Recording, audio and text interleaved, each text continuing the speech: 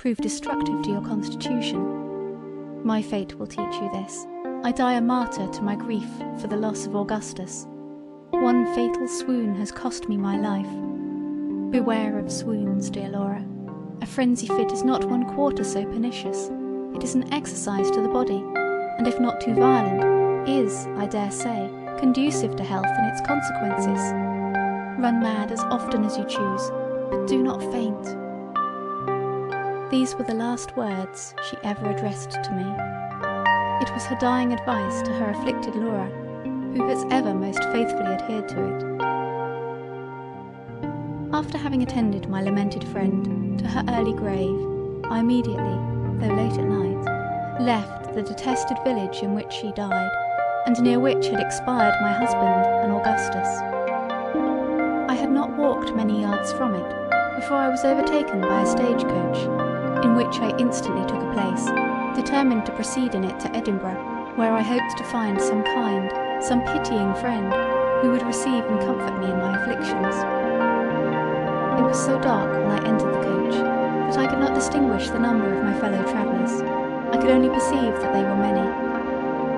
Regardless, however, of anything concerning them, I gave myself up to my own sad reflections.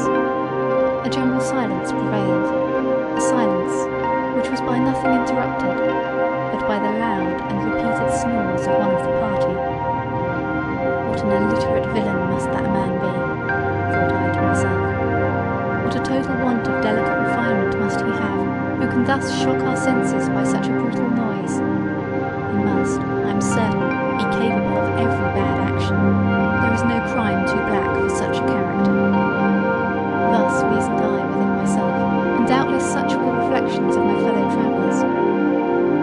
At length, returning day enabled me to behold the unprincipled scoundrel who had so violently disturbed my feelings. It was Sir Edward, the father of my deceased husband. By his side sat Augusta, and on the same seat with me were your mother and Lady Dorothea. Imagine my surprise at finding myself thus seated amongst my old acquaintance.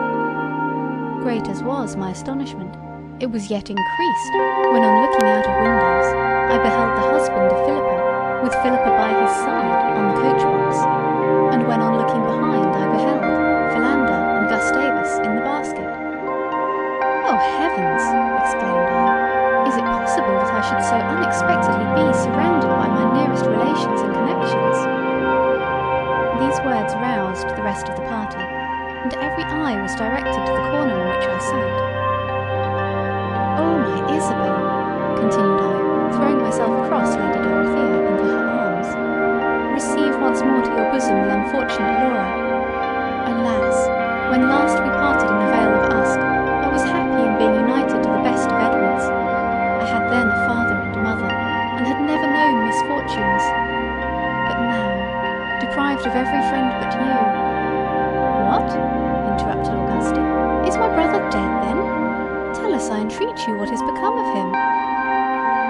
"Yes, cold and insensible nymph," replied I, "that luckless swain your brother is no more, and you may now glory in being the heiress of Sir Edward's fortune." Although I had always despised her from the day I had overheard her conversation with my Edward, yet in civility I complied with hers and Sir Edward's entreaties that I would inform them of the whole melancholy affair. They were greatly shocked. Even the obdurate heart of Sir Edward and the insensible one of Augusta were touched with sorrow by the unhappy tale. At the request of your mother, I related to them every other misfortune which had befallen me since we parted, of the imprisonment of Augustus and the absence of Edward, of our arrival in Scotland, of our unexpected meeting with our grandfather and our cousins, of our visit to Macdonald Hall, of the singular service we there performed towards Janetta, of her father's ingratitude for it, of his inhuman behaviour, unaccountable suspicions, and barbarous treatment of us in obliging us to leave the house, of our lamentations on the loss of Edward and Augustus, and finally of the melancholy death of my beloved companion.